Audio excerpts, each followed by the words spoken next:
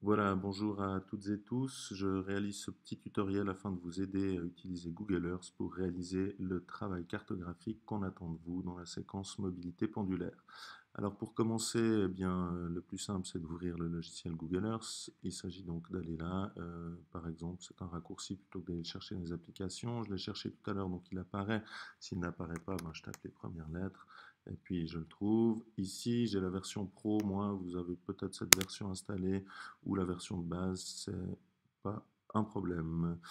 Petite présentation des outils, tout d'abord, là j'ai fait une recherche sur Prévrange, donc j'ai tapé Prévrange, j'ai ce truc qui apparaît qui est le repère, vous le voyez ici. Si je veux qu'il disparaisse, et bien maintenant que j'y suis, je fais ça, et puis il n'est plus là. Vous avez ici la zone qui permet d'enregistrer des dossiers, et c'est très important de commencer par faire un dossier à votre nom et dans ce dossier, vous glisserez tous les fichiers que vous allez créer. Les fichiers, c'est par exemple les punaises et par exemple les trajets. Alors pour faire ça, je me mets sur lieu temporaire par exemple, et puis je vais faire un clic droite. Alors si le clic droite n'est pas paramétré, eh bien allez voir dans les préférences système. Vous pouvez rechercher préférences système de nouveau depuis ici. Je fais PRE et puis il devrait apparaître, voilà, préférences système. Je l'ouvre. Puis dans préférences système, vous avez trackpad. Si vous ouvrez trackpad, eh bien vous pouvez décider de ce que vous faites en fait. Donc pointer, cliquer, etc. Vous pouvez sélectionner clic secondaire si vous le voulez et où vous le voulez. Moi je le mets avec deux doigts. Peu importe, là encore, vous faites ce que vous voulez. Je reviens maintenant sur Google Earth. Nous sommes donc ici, je vous dis d'enregistrer un dossier. Donc pour faire ça, clic droite, ajouter, ajouter dossier. J'ai un dossier qui apparaît, donc je vous demande de le nommer de façon convenable, typiquement la classe, si ma mémoire est bonne, alors je mets 2M2 pour exemple, un downscore, c'est donc le trait d'union avec majuscule appuyé, ça vous fera un downscore, et puis je crois que le personnage que j'ai utilisé, je l'ai appelé Bolet Grégoire, donc c'est parti, Bolet Grégoire. J'ai rien besoin de mettre comme information. Je fais OK. Vous voyez que mon dossier est apparu. Je suis donc prêt pour le travail. Nous avons là en haut les choses que nous allons utiliser. Pardon, il faudrait que ça revienne. Voilà. Ça, c'est les punaises. Donc pour localiser, ça permet de faire un zonage. On ne l'utilisera pas, un polygone. Et puis nous utiliserons ça pour faire les trajets. Ici, vous pourriez réaliser une petite visite, vous l'enregistrez, puis vous la montrez à vos amis.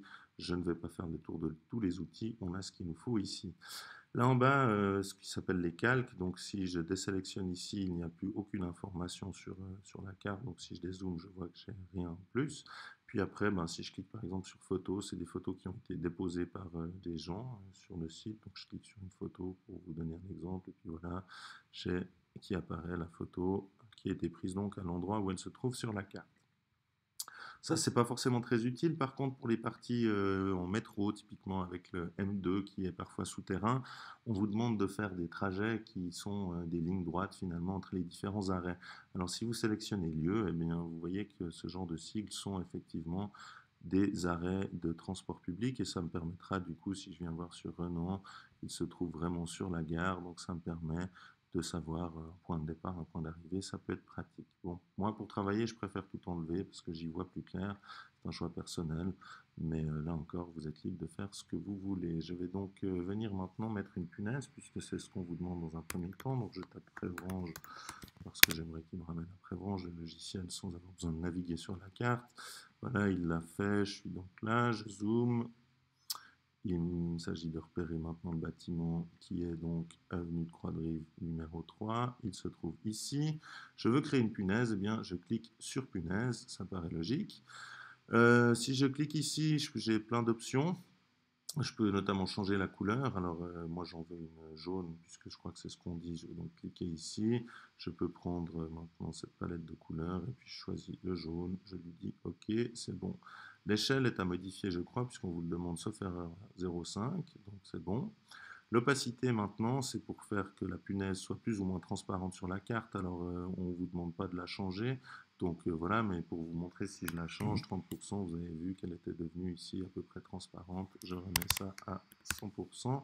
C'est en ordre. Je fais donc OK puisque ça me convient. J'ai maintenant 100 titres repères qui apparaissent, ça m'embête. Donc je ne veux pas d'informations, je la sélectionne, je l'enlève. Ici, il s'agit de mettre des informations, alors en fonction des trajets ou des punaises, ces informations ne sont pas les mêmes, je vous renvoie au document qu'on vous donne en consigne qui vous dira ce qu'il faut faire. Mais par exemple ici, je crois que c'est simplement de nouveau Relais Grégoire, par exemple. Regardez bien si c'est en majuscule ou pas. Avenue de Croix-de-Rive 3, et puis c'est 1028 Prévrange. J'ai pas besoin de préciser que c'est mon domicile, je crois que ça va de soi. Voilà, alors j'ai vu que malheureusement la punaise s'était déplacée, donc il faut que je la sélectionne et puis que je vienne la mettre au bon endroit. Voilà, elle est bien sur ma maison, tout me semble bon, c'est OK. Vous voyez que le fichier apparaît ici. Alors le problème c'est que là il n'est pas dans mon dossier, je l'aimerais dans mon dossier, donc je clique dessus et puis je viens le lâcher dans le dossier. Voilà, comme ça je suis sûr qu'il est là. C'est normal qu'il n'y ait aucun nom puisque je ne l'ai pas nommé. Imaginons que je l'ai mis sur un mauvais endroit et que je veuille reprendre cette information. Eh bien, je reviens soit ici sur la punaise, soit dans la barre à gauche et je fais un clic droite. Et puis si je fais obtenir des infos, bien j'ai la boîte de dialogue qui s'ouvre, et quand la boîte de dialogue est ouverte, ça me permet de modifier les éléments, donc je pourrais le déplacer par exemple à nouveau, etc. etc. Voilà, ça c'est donc pour faire une punaise, nous avons la première partie qui est réalisée. Maintenant depuis là, il s'agit de faire les choses précisément pour montrer un trajet type aller domicile jusqu'au gymnase, et bien sûr il n'y a pas de rupture, il doit y avoir des parties de trajet partout. Donc par exemple ici, si je fais une partie à pied, bon ben, je clique ici, j'ai donc un trajet qui s'ouvre. Alors je n'ai pas besoin de le nommer là non plus. Par contre, je mets point de départ et puis je dis ce que je fais. Là encore, regardez bien les informations, l'ordre, etc. Je fais de la marche de mon domicile, plutôt que domicile, je vais marquer l'adresse, 3 de Rive 7, je ne fais pas tout très bien, hein, on est d'accord, vous ferez mieux. À arrêt de bus, ligne MBC 701, puisque je prends ce trajet. Ok, alors si la boîte de dialogue est ouverte, ça me permet de dessiner ce que je veux. Je peux la faire plus petite si elle m'embête, puis la mettre un peu de côté. Je sors donc de mon domicile par une porte qu'on ne voit pas, mais qui est là. Maintenant, il s'agit d'être précis. À chaque fois que je clique, ça fait un point. Si je fais une bêtise et que je mets un point ici, eh bien, en utilisant la flèche pour effacer en arrière, donc, je fais ça, et puis vous voyez que le point s'est effacé. Bon, je marche, je vais faire peut-être un zoom pour être plus précis, puisque on marche sur les trottoirs en général, donc il s'agit d'avoir quelque chose qui se trouve bien sur le trottoir. Je peux faire plus ou moins de points, je traverse ici, ensuite je vais là, là, là, et ici, maintenant, j'arrive au bout de l'écran. Utilisez les touches fléchées, ça vous permet de déplacer la carte et vous pourrez continuer du coup à faire votre trajet. Je viens jusqu'ici, je refais un là, et je vais bientôt, je crois, arriver à l'arrêt de bus. Le voilà, qui arrive, hop, hop. Je viens jusqu'ici puisque c'est l'arrêt précis et maintenant j'ai ce que je veux ici, j'ai pas besoin de le nommer. Si je dois modifier la couleur, et bien sous style couleur, je peux appliquer maintenant une couleur, je marche, alors je vous laisse regarder ce qu'il faut, je pourrais mettre du cyan, mais c'est pas du cyan qu'il s'agit de sélectionner, mais enfin c'est pour une démonstration, donc ça ira très bien. Là encore, je peux changer l'épaisseur de mon trait, par exemple, vous voyez que plus je le fais grandir, plus il apparaît clairement sur ma carte. Pour des raisons pratiques, on vous donne une largeur, je vous demande donc de la respecter. L'opacité, pareil, vous pouvez la modifier, pas besoin. Altitude, faites attention que vous soyez bien au niveau du sol, il n'y a pas de problème. Vous avez des mesures puisque tout est géoréférencé, donc chaque point que je fais a des coordonnées géographiques précises. Il me dit, ici, il me donne du coup la distance de mon trait, il est en miles, c'est pas très pratique, je peux le mettre du coup en mètres, et puis ça signifie donc que je marche 273 mètres pour aller de mon domicile jusqu'à l'arrêt de bus. Voilà.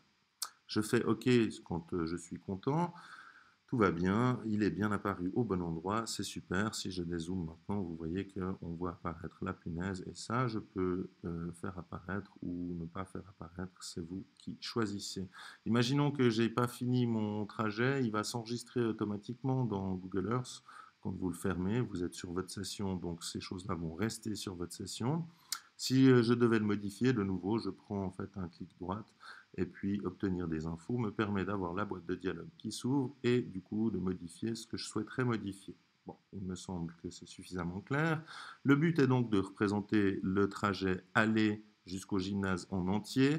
Il n'y aura qu'une punaise qui signale ici votre domicile et puis il faut il faut pas de punaise pardon sur le gymnase et le site auquel vous vous rendez. Alors je crois que vous avez à peu près tout en main pour le faire à partir de là. Donc bon travail à toutes et tous et à bientôt pour la suite.